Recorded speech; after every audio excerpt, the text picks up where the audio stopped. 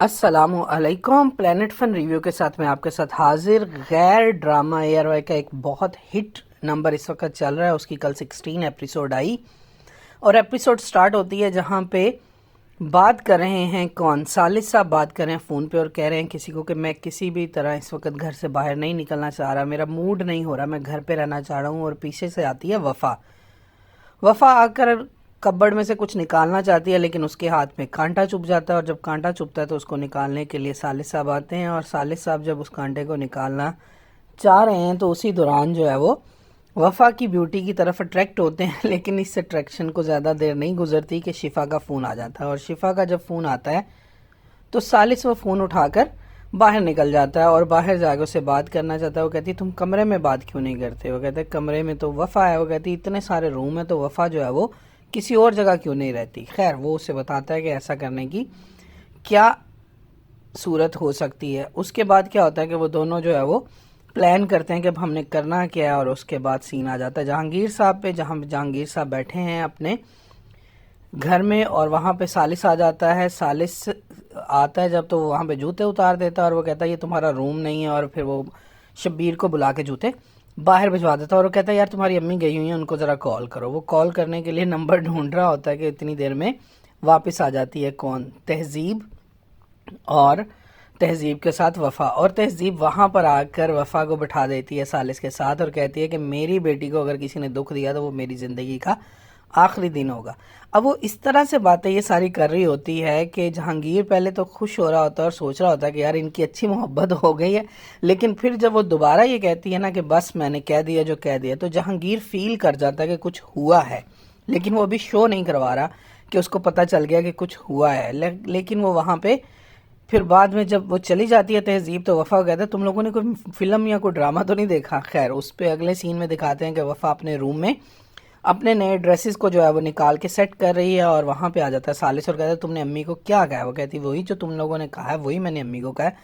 وہ کہتا ہے تم کیسی عورت ہو، جانتی بھی ہو کہ میں شفا سے پیار کرتا ہوں لیکن تم یہاں رہنا چاہتی ہو۔ وہ کہتی میں تمہارے ساتھ ایک لمحہ نہیں رہنا چاہتی، تمہاری شکل مجھے پسند نہیں ہے، لیکن میں ڈیورس کا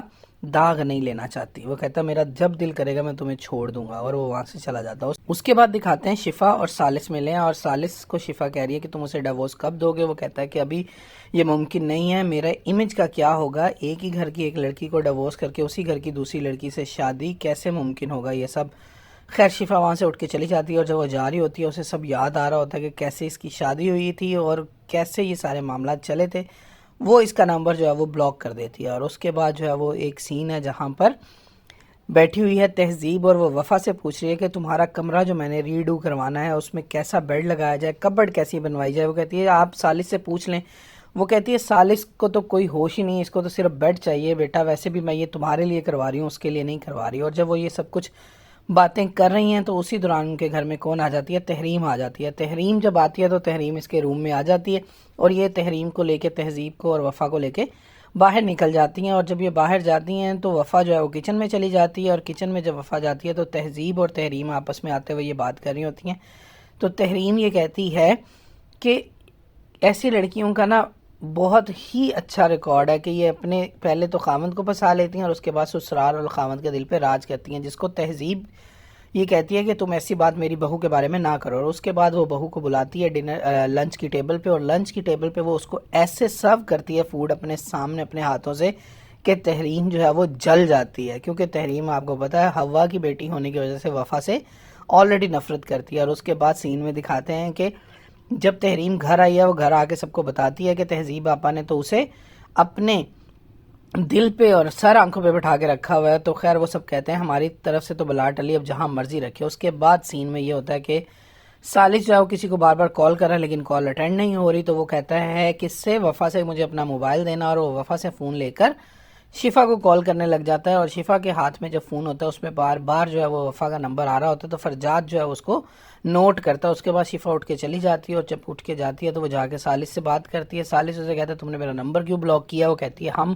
اس کا کوئی راستہ نکال لیں گے۔ خیر اس کے بعد فرجاد بھی پیچھے پیچھے آتا ہے اور فرجاد آ کے اس کا فون چیک کرتا ہے۔ خیر اس کو اس میں کیا ملا کیا نہیں ملا اس نے ہمیں شو نہیں کروایا، اور اس کے بعد جو ہے وہ سالس وفا سے کہتا ہے کہ کیا ہو گیا، تمہارے سامنے ساری بات ہوئی ہے، میں نے تم سے کچھ چھپایا تو نہیں ہوا۔ اور پھر سین ہے جہاں وفا رو رہی ہے ایک دروازے میں کھڑی ہو کے، اور پیچھے سے تہذیب آ جاتی ہے، اور تہذیب آ کے اسے سمجھاتی ہے کہ تمہیں اپنی زندگی کی جنگ خود لڑنی پڑے گی، میں تمہارے ساتھ ہوں لیکن سٹیپ تمہیں ہی لینا پڑے گا۔ اور اس کے بعد وہ اسے بتاتی ہے کہ تمہاری اماں کے ساتھ جو غلط ہوا اس وقت بھی مجھے پتا تھا کہ تمہاری اماں غلط نہیں ہے۔ دین سین دکھاتے ہیں کہ تہذیب جو ہے وہ آئی ہے اپنی امی کے گھر، یعنی کہ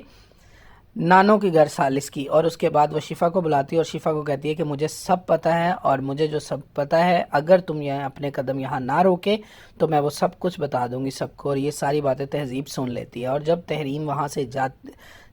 وہاں سے جاتی ہے تو تحریم جو ہے وہ آ کے شفا کو کہتی ہے تم فکر نہ کرو، سالس سے تمہاری شادی میں کرواؤں گی، اور وفا کی بیٹی پہ طلاق کا داغ میں لگاؤں گی۔ اب اگلی ایپیسوڈ میں ہمیں پتہ چلے گا کہ یہ دونوں بہنوں کی لڑائیاں جو ہے وہ عروج میں پہنچ گئی ہیں، اور تہذیب جو ہے وہ وفا کا گھر بچانے کی کوشش کرے گی، لیکن تحریم جو ہے وہ اس گھر کو توڑنے کی کوشش کرے گی کیونکہ اس کو وفا سے نفرت ہے۔ اور اسی سارے قصے میں آپ کو پتہ ہے کہ اینڈ پہ جو ہے وہ تحریم کی اپنی ساری بات بھی کھل کے سامنے آ جائے گی کہ تحریم نے کیسے حوا کو اور اس کے ہسبینڈ کے درمیان، بابر کے درمیان جو ہے وہ ڈفرینسز کریٹ کیے۔ اپنا خیال رکھیے گا، اللہ حافظ۔